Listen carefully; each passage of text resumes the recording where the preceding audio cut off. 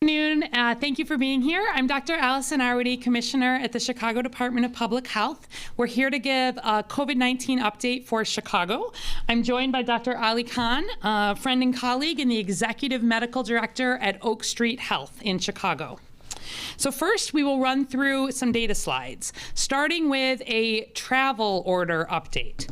So as of this Friday, Chicago's travel order will be simplified to a two-tier system.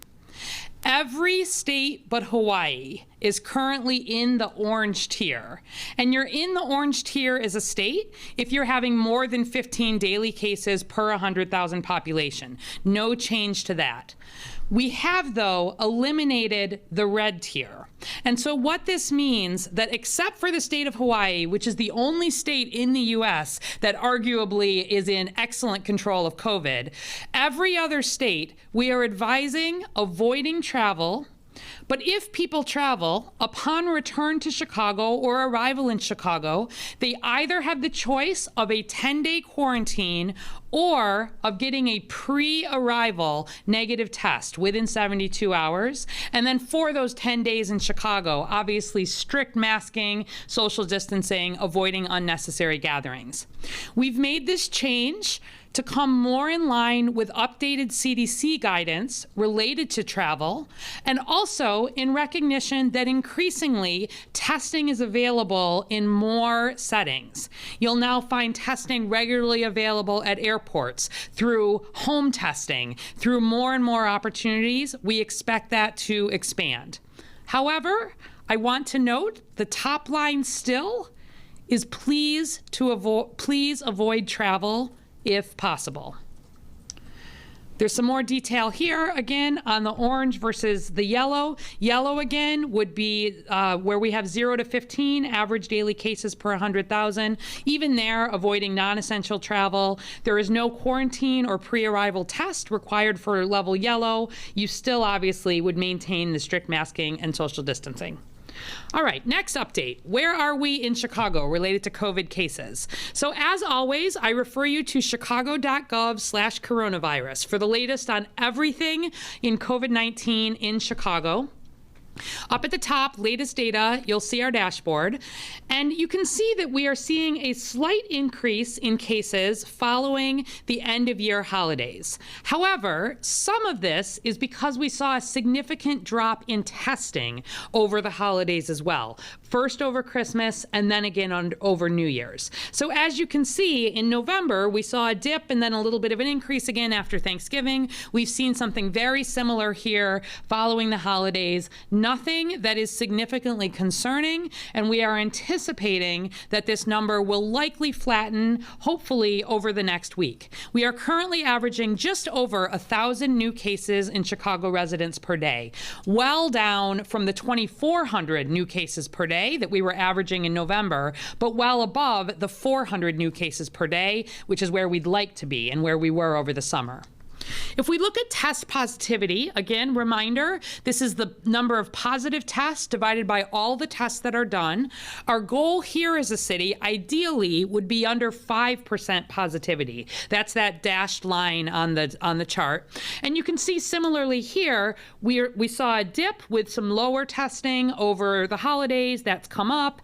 And then just some instability there. It is flattening out. We're currently at 10.3% test positivity in Chicago residents. I will note that is below the 12% that's being discussed at the state level related to potentially being able to move out of that tier 3 mitigation over the next few weeks. Deaths also continue to improve in Chicago. We're currently averaging 13 deaths per day in Chicago residents, again, above the 3 to 4 deaths per day that we were seeing over the summer, but much better than the 24 deaths per day that we saw at the peak in early December. This is not as high as we saw in our first peak, where we were averaging nearly 50 per day. So those numbers are heading in the right direction as well. And then our hospitalization numbers also are looking good. Hospitalizations continue to decline here in Chicago. Our capacity looks good. There are currently 619 patients either with diagnosed COVID or likely COVID in our non-ICUs across Chicago, and 197 patients in our ICUs. That's well down from where we were. And we have 29% ICU capacity available here in Chicago and 25% non-ICU capacity, nearly 2,000 non-ICU beds available. So feeling good about the way things are looking right now related to more serious outcomes, heading in the right direction, but still not to where we'd like to be. Then let's do a vaccine update. All of this data is available on the website. We continue to update every day, new visualizations. You can go and see data by zip code. You can see data by age. You can see broken down by first and second dose. But at the highest level, this graph shows in blue, first doses administered to Chicago residents, and in green, second doses administered to Chicago residents. As of the most recent data reported, we had 54,207 first doses that had been administered and reported, and another between 13 and 14,000 second doses. I do want to note that the data on the dashboard here does not include does not include non-Chicago residents that are vaccinated here in Chicago. So approximately 40%, between 37 and 42% of the vaccines that we're giving here in Chicago every day are going to non-Chicago residents. It's not a problem because these are people who work in our healthcare facilities here, but they don't show up in the Chicago data. And we're getting a lot of questions about why are numbers looking different, and I wanted to really highlight that right from the beginning. Also, where are we in terms of what's coming next? So we are building vaccinating partners just as quickly as we can. We started, obviously, with our 35 acute and specialty care hospitals. They were our primary focus over the first few weeks of vaccine. We also have rolled in our public safety, starting with our paramedics. We are now up to more than 250 long-term care facilities that have been scheduled for strike teams from pharmacies, working with Walgreens, CVS, and PharmScript through the federal partnership. That's skilled nursing, assisted living, and behavioral health. Also, newly, we have more than 250 vaccinating provider sites enrolled, with more being added every day. So that includes outpatient clinics like Oak Street Health. That includes our federally qualified health centers. That includes urgent care providers, and that includes pharmacies. So in addition to the ones we've been talking about just this week, we're bringing on board Jewel Osco and Walmart and Mariano's and other independent pharmacies. All of these healthcare providers, whether they are hospitals, outpatient providers, or pharmacies, are currently vaccinating first and foremost their own staff. If there are healthcare providers, and we saw, particularly in the acute care hospital setting, that there were some healthcare providers who didn't raise their hand right at the beginning, who said, I want to wait and watch some of my coworkers get their vaccine, maybe even their second vaccine. We just started second doses of vaccine here in Chicago over the last week, and I am hopeful that many people who were perhaps waiting just a little bit to watch their colleagues get vaccinated will raise their hand to get vaccine today. This works like airplane boarding. If you've missed your call to get on the plane, you haven't missed your opportunity before the plane takes off. So yes, these 1A providers, our healthcare workers, will remain top priority, and we don't completely finish with 1A before we start moving into 1B. So in addition to doing their own staff, all of these partners, our hospitals, our outpatient partners, our pharmacies, are working very hard to vaccinate our unaffiliated healthcare workers. And let me tell you, there are tens of thousands. These are our dentists, dental offices, our physical therapists, our home health aides, our dialysis centers, our mortuary folks, a whole range of outpatient providers. We are very busy and very thankful to our partners who are helping vaccinate there. And then looking ahead, not long from now, these same partners will be the ones helping vaccinate older Chicagoans. The Chicago Department of Public Health is also increasing our mass vaccination sites this week, adding additional sites, adding additional hours. Those are by appointment only for 1A healthcare workers. So broadly, we're building further opportunities to keep growing vaccine opportunities, particularly in some of our hardest hit neighborhoods, and progress has been good. With that, I will turn it over again to Dr. Ali Khan, the Executive Medical Director at Oak Street Health, who will give you some more perspective about being an outpatient provider, as well as a really important partner for us in vaccinating these 1A healthcare workers. Dr. Khan?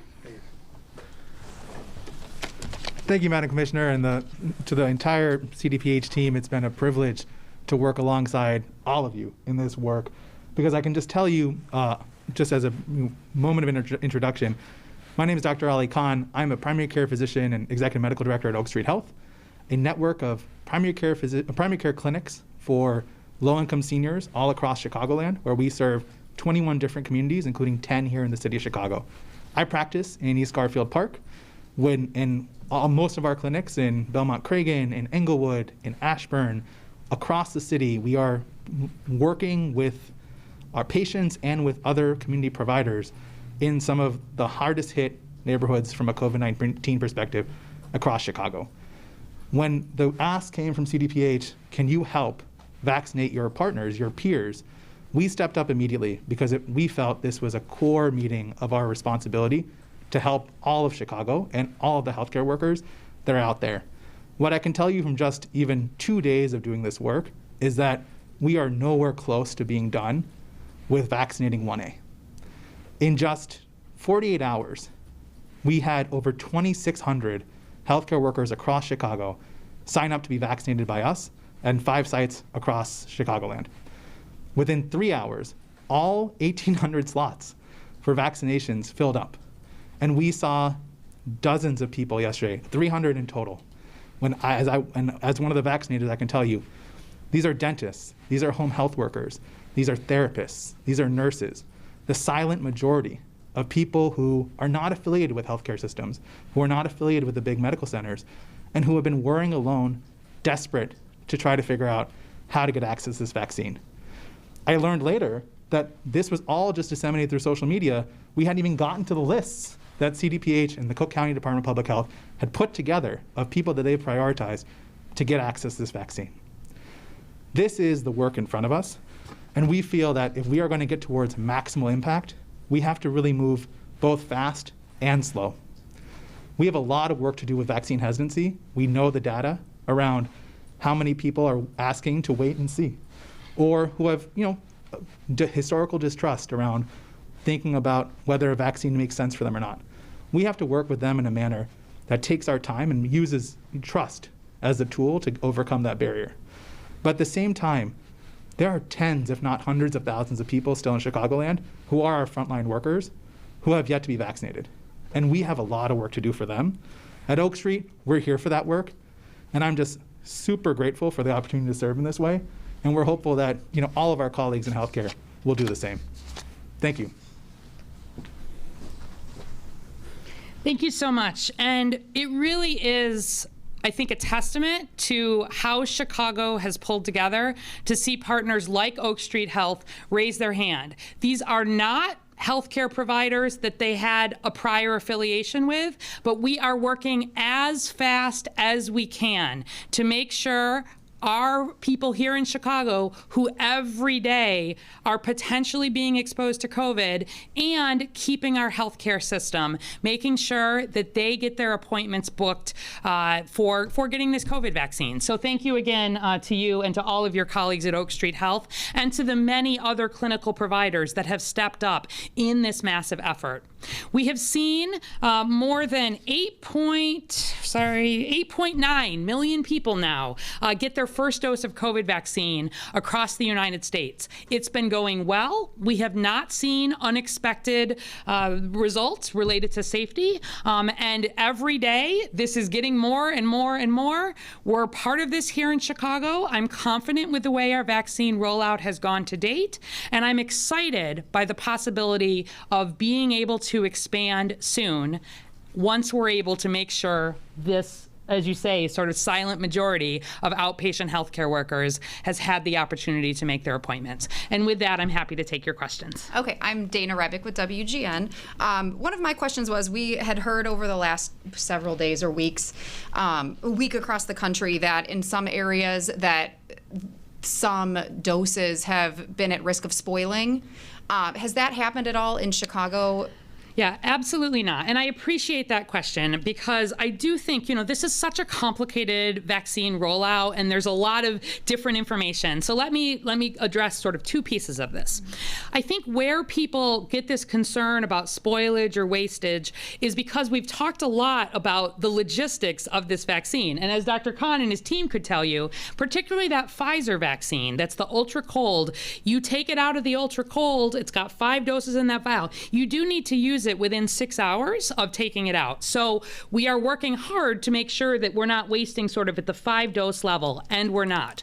But I do want people to understand that at the larger level, these vaccines can be in the ultra cold, can be in the freezers for months, 6 months. And so we are not wasting vaccine, period, in the city of Chicago. Where there is vaccine that has not been used, a good bit of it is the 74% of the Moderna vaccine that has been set aside for our long-term care facilities. That is to be used over the next few months. Again, we're not going to get through all of them before we move ahead, but we are making sure doses have been allocated. That's Moderna doses, meaning it can be in freezers, it can be there for 6 months, and there's a lot of work to make sure that no doses are being wasted. As we move ahead, our top priority is to make sure we are distributing vaccine just as quickly as it is allocated, and then working with our healthcare providers to make sure they have the planning and enough demand so that no vaccine is sitting on shelf. But most importantly, absolutely, vaccine is not going to waste.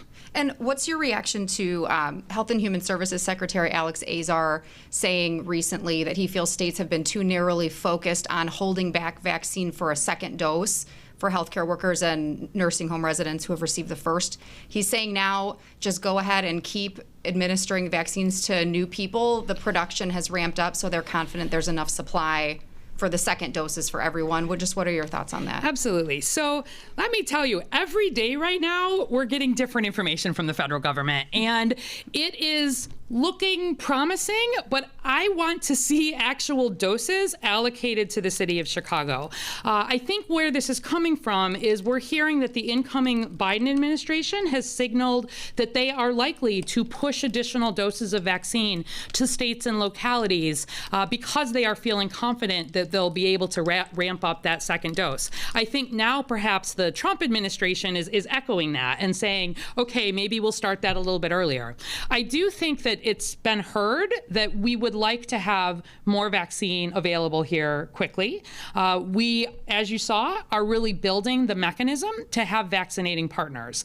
Most vaccine in Chicago, more than 90% of it, will be given through our vaccinating partners, not through the city of Chicago at mass vaccination sites. And the more vaccine we're able to receive, the more we can push out. We did a lot of work here to make sure that we have the storage capacity as needed to ensure that second dose here. We can handle more than 130,000 doses, for example, centrally of the ultra cold with Pfizer, and adding onto our hospitals, we won't have a problem. So I want to see doses allocated before I absolutely sort of make a commitment to where we're able to move on this, but I think that the language looks promising.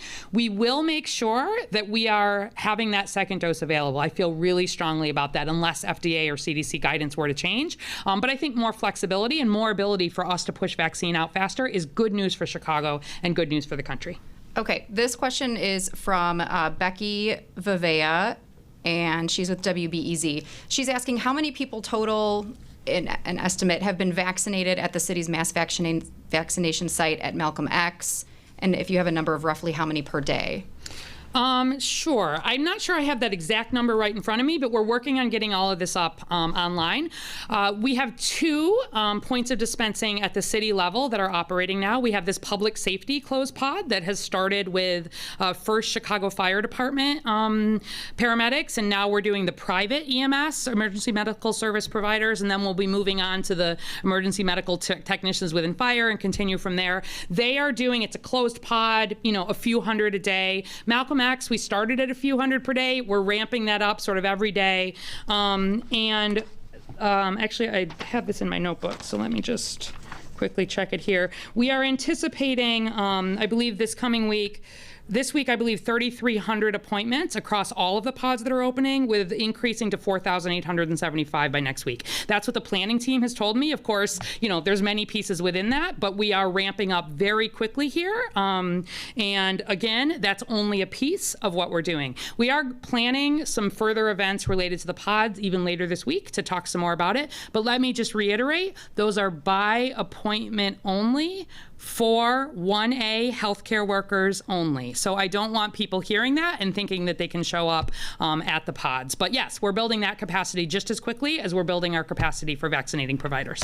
And I think she's asking, and you touched on this a little earlier, about mass vaccination sites versus providers, pharmacies. Yes. When it comes time to opening this up to the general public, and you want to really blow through that population, will you consider other mass vaccination sites? I know some cities have converted or are converting sports arenas. We have Malcolm X, but are there any other so locations? we are already planning, and this week we are expanding to additional large mass vaccination sites here in Chicago. We will be opening at least 2 other city colleges just this week, and we are looking at other sites, including larger sites. I'll tell you, it's partly about space, especially because we're making sure all of the safety precautions are in place, ensuring we can monitor people post-vaccine, but it's also about vaccinators. And so we've been working, for example, with many of our nursing schools and medical schools and pharmacy schools to ensure that their students with appropriate supervision can help become vaccinators. We're also really looking forward to receiving significant federal funding.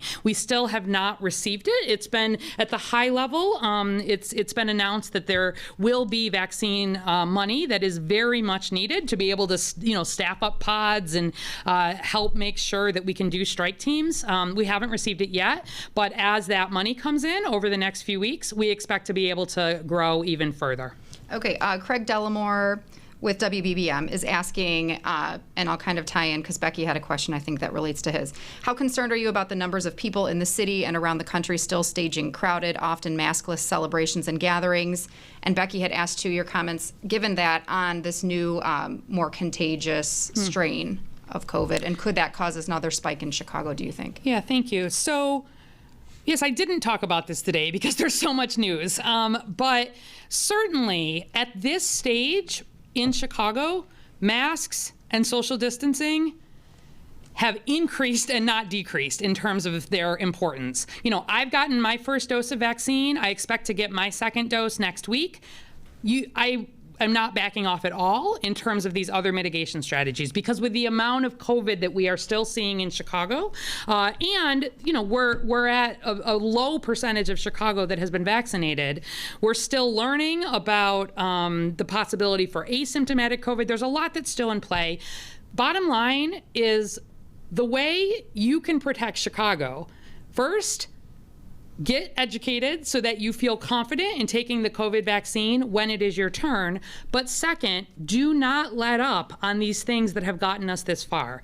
The data looked very good, actually, over the Christmas and New Year's holidays. We look back, we used some of that anonymous cell phone data that we used to look at mobility around the city. And a lot more Chicagoans, hugely more Chicagoans stayed home compared to last year. We think that's part of why the surge is looking like it's going to be manageable. And all any of us want is to get past COVID. It's a combination of taking vaccine and doing the things that we know work. I think the way the variant will play in here, it's not, the vaccine looks good against every variant that's been identified. The variants have not been shown to make people sicker. But if it turns out that, yes, this actually is more infectious, we could get to a point where we have to be, A, more careful with the things that we know work, and B, we may need to vaccinate a higher percentage of Chicago to reach that herd immunity. But we have plans going for both of those. Okay, this is from Kelly Bauer at Black Cub. She asks, if enough healthcare workers are hesitating, I think you touched on this, if enough healthcare workers are hesitating, will Chicago start vaccinating phase 1B as other Illinois health departments have done? So we've been in close communication with the other Northern Illinois public health departments about this. We think it's important to really be able to move on this as a region to cut down on, the possibility for confusion or there's just a lot of moving pieces in this vaccine operation.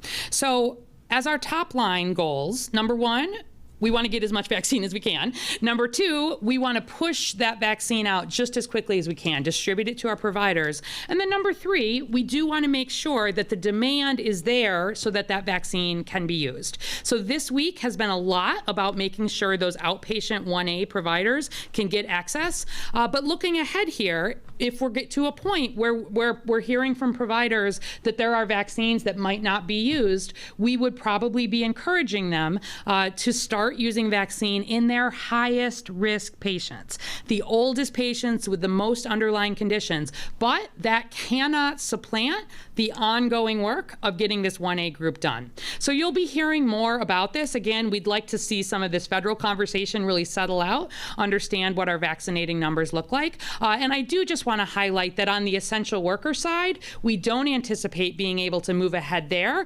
until really into the February-March timeframe.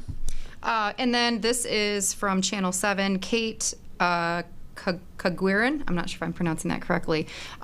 She's asking about the recommendation, the lowering from 75 to 65 years old, and the Trump administration's changes with vaccine distribution, including no longer holding back second shots. She says, given the public frustration and confusion over the process on who should get the vaccine, do you feel that the federal government making these statements now is a step in the right direction to resolve the bottleneck? So it is a time of transition in this country, I will just say, at the federal level. We are doing everything we can here to stay with the latest guidance, but also do what is best for Chicago. And again, we're working hard to make sure that this vaccine is being prioritized for those at highest risk. And so even if you think about 1A, we started with our skilled nursing facilities where we've seen the most deaths, the most cases. We're then moving on to our assisted living and then to our behavioral health and so on. On the healthcare worker side, we started with our inpatients, our hospital health workers. We've then moved to our outpatient healthcare workers and then our community-facing health workers. Similarly, in 1B, there is not going to be enough vaccine for everybody right off the bat. We're getting about 32,000 first doses of between 32 and 33,000 first doses of in Chicago right now every week. We have 360,000 Chicago residents over the age of 65, and we have hundreds of thousands of essential workers who have been in that prioritization group for 1B. So we'll be working hard to make sure and really asking all of our healthcare providers to partner with us in terms of getting that vaccine to the patients for whom it is most needed. This is going to remain, at this point, an appointment-based system. We are not planning to open up like we've seen in Florida, first come, first serve. We don't think that that is a good way to promote either equity or making sure that the people who most need the vaccine and are at highest risk for severe outcomes can get it. We're balancing all of this against, first and foremost, the desire to get Chicago vaccinated in a way that will get the city past COVID. So there are lots of moving pieces, and we're going to be giving updates probably every day or two at this point with how quickly things are choosing. Nobody in Chicago is late at this point. People think, have I missed a chance to sign up? Was there a website? No. We will let you know when we're moving, and you are welcome if you want to use the Chi COVID coach that we've been using all along. We'll be sending you text messages to keep you in the loop, but we are right now finishing 1A and doing that planning for 1B. Natalie Perez with Univision asks, warehouse and factory temporary workers in Chicago and Illinois are making their cases during a press conference for priority access to get the COVID-19 vaccine. They fear being disposable from the agencies. Dr. Arwady, can you explain when those workers can expect to be vaccinated? Yes. So it depends a little bit about how that's defined, and there's some more specific language. We are following really state and federal guidance on there. Certainly, we've looked here in Chicago at the settings, including a lot of the production settings where we've seen significant outbreaks. So just as we've worked, in 1A to say, where do we see outbreaks, where do we see risk? We've recognized that there are manufacturing facilities in particular that have been high risk for COVID. We've seen outbreaks. We know that there's ongoing risk. We also have a lot of younger, particularly Latinx workers here in Chicago that are working in those essential worker settings. And in those settings, they're in 1B. I can't speak to the whole group without knowing some of that distribution. But we all essential workers are sort of between 1B and 1C. And there have been some very specific groups prioritized in 1B as our jumpstart on the essential worker side. Okay, I think that's all the questions I had. All right. Thank you, everybody.